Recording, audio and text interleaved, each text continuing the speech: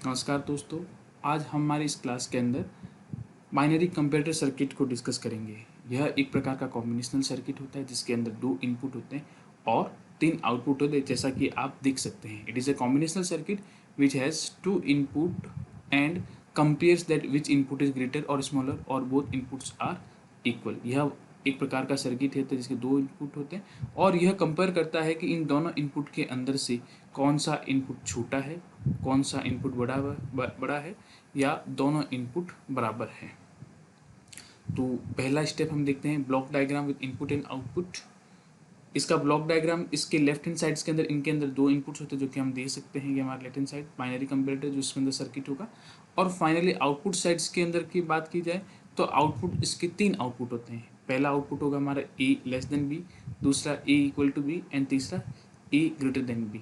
यहाँ हम देख सकते हैं पहले को हम रिप्रेजेंट करते हैं ए लेस देन बी को एक्स से, ए इक्वल टू बी को वाई से रिप्रेजेंट करेंगे और ए लेस देन ए ग्रेटर देन बी को हम जेड से डिनोट करेंगे। सेकंड स्टेप हमारे पास होता है इसके ट्रूथ टेबल की बात की जाती है। तो 2 इनपुट के लिए हमने बोला था 4 कॉम्बिनेशंस होंगे, तो यह हमारा पहला ए बी और ये हमारे एक्स वाई और जेड जो है वो हमारे आउटपुट से। कॉम्बिनेशंस की बात करें तो इनपुट ए और बी के 0 0 0 1 1 0 एंड 1 1 4 कॉम्बिनेशंस होंगे जो कि हमने पिछले भी देखा है, पहले भी देखा है हाफ एडर के लिए। नाउ अगर हम इनपुट को कंपेयर किया जाए तो हमारा X that is A less than B, उसके लिए जो कंडीशंस आती है वह हमारी यह वाली कंडीशंस आती है। 0 0 इस कंडीशंस में ये कंडीशंस फॉल्स होगी। ए 0 है बी 1 है तो उस कंडीशंस के अंदर हमारी ये वाली कंडीशंस ट्रू होगी। एंड देन अगर बाकी 1 और 0 के अंदर हमारी ये कंडीशंस फॉल्स हो जाएगी। और फाइनली 1 1 है तो उस कंडीशंस में भी ये हमारी कंडीशंस फॉल हो जाएगी।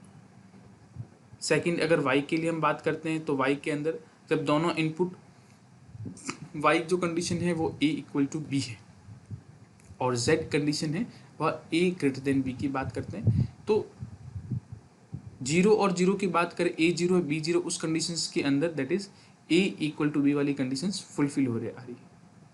एंड अगर z की बात की जाती है उस कंडीशंस के अंदर तो यह कंडीशंस हमारी फॉल्स हो जाती है और फॉल्स के लिए हमने यहाँ पर लिखा है 0। सिमिलरली हम बात कर लेते हैं जब a 0 है और b 1 है तो उस कंडीशंस के अंदर जो हमारी कंडीशंस जो फुलफिल हो आ रही है वो हमारी बिगनिंग वाली कंडीशंस है, that is a less than b। y की बात की जाए तो y हमारी कंडीशंस फॉल्स है क्योंकि ये कंडीशन वो है नहीं। सिमिलरली z वाली बात करें तो a ग्रेटर देन b भी कंडीशंस है नहीं। थर्ड कंडीशंस जब हमारा a 1 हो और b 0 हो, यह वाली कंडीशंस के अंदर हमारा x वाली कंडीशंस फॉल्स हो पा रही है। Secondly a equal to b वह भी कंडीशंस है नहीं और a ग्रेटर देन b वाली कंडीशन सही है क्योंकि a 1 है और b 0 है। और फाइनली अगर अपन लास्ट को कंपेयर करते हैं तो a भी 1 है और b भी 1 है तो a लेस देन b ये कंडीशंस फॉल्स आ रही है हमारी, इसलिए हमने 0 लिखा है। और a इक्वल टू b बिल्कुल सही है और b सही है, कंडीशंस ट्रू है, इसके लिए हमने 1 लिखा है। एंड लास्ट z की कंडीशंस को अपन देखते हैं, a ग्रेटर देन b वह कंडीशंस भी हमारी आ रही है फॉल्स। तो इस प्रकार यह हो गई हमारे बाइनरी कंपैरेटर की ट्रुथ टेबल। नाउ इस इनपुट ट्रुथ टेबल से हमको x, y और z के लिए क्या लिखनी है, हमारी बूलियन एक्सप्रेशंस लिखनी है। बूलियन एक्सप्रेशंस लिखने का तरीका बिल्कुल सिंपल ही है, कोई ज़्यादा टफ मेथड हमारे पास है नहीं, हम इसको ईजिली लिख सकते हैं।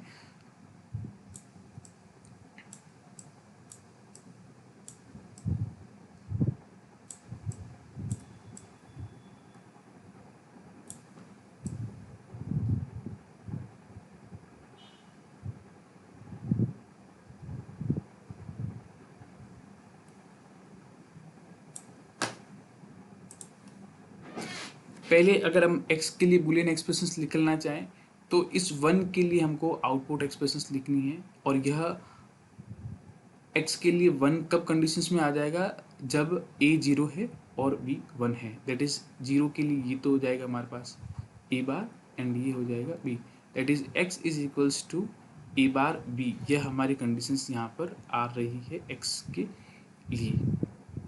सिमिलरली हमें लिखनी है y के लिए ट्रू टेबल लिखनी है सॉरी वाई के लिए बूलियन एक्सप्रेशन लिखनी है, और वाई वन है कब, जब ए जीरो है और बी जीरो है, और वाई वन है कब, जब ए वन है और बी वन है। तो हम ये देख सकते हैं कि यह हो गया हमारा ए बार, बी बार, और यह हो गया हमारा A B, that is Y is equals to A B plus A bar B bar. और यह जनरली हमारे पास है एक्स नॉर की ट्रुथ टेबल। हम लिख सकते हैं इसको A X NOR D, that is यह है हमारा एक्सक्लूसिवली नॉर गेट।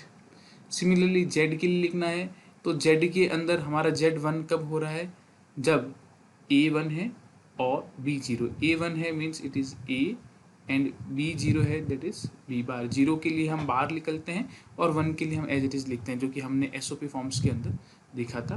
तो जेड इज इक्वल्स टू हमारे पास आता है ए बी बार। अब इस बूलियन एक्सप्रेशन को काम में लेते हुए हमें लॉजिकल सर्किट डायग्राम्स बनाना है।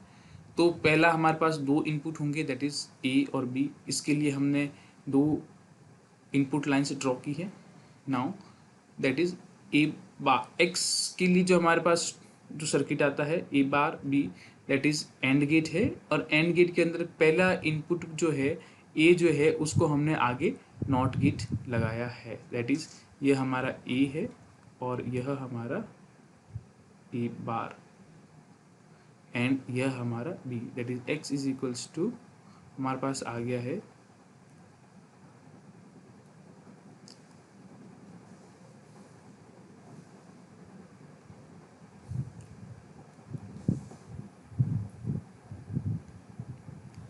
एक्स की कंडीशन आ गई, that is A bar B. Similarly Y के लिए अगर अपन लिखना चाहे तो वाई है A B plus A bar B bar. ये हमको एक्स नॉट की ट्रूथ टेबल है, तो हमने देखा ये एक्सऑर गेट हमारे पास एज एन इनपुट, और इसके इनपुट के बाद में हमारे एक बबल लगा हुआ ये नॉर को रिप्रेजेंट्स करता है, और यह कंडीशन हमारी आती है एक्स नॉर की, that is A X nor B, जो लिखा जाएगा A B plus A bar B bar. Similarly Z के लिए निकलना चाहे तो जेड हमारे पास है ए बी बार, जो कि हम देख सकते हैं फाइनली। तो ये हमारा ए इनपुट एज इट इज जो हमने यहाँ पर लिया है, ये हमारा इनपुट था ए, यह बी, ये हमारा ए, और यह हमारा बी, यह हमारा B bar, that is A dot B bar. यह हमारा आउटपुट जेड के लिए आया है। यह जो हमने बबल काम में लिया है और एक आगे लिया, यह हमने इन्वर्टर गेट के लिए काम में लिया है। तो यह होता है हमारा बाइनरी कंपैरेटर सर्किट, और इसका एग्जाम्स के अंदर 6 नंबर का जनरली क्वेश्चंस आता है। शॉर्ट नोट भी आ सकता है या क्वेश्चंस भी आ सकता है, जैसी रिक्वायरमेंट रहती है। Thank you.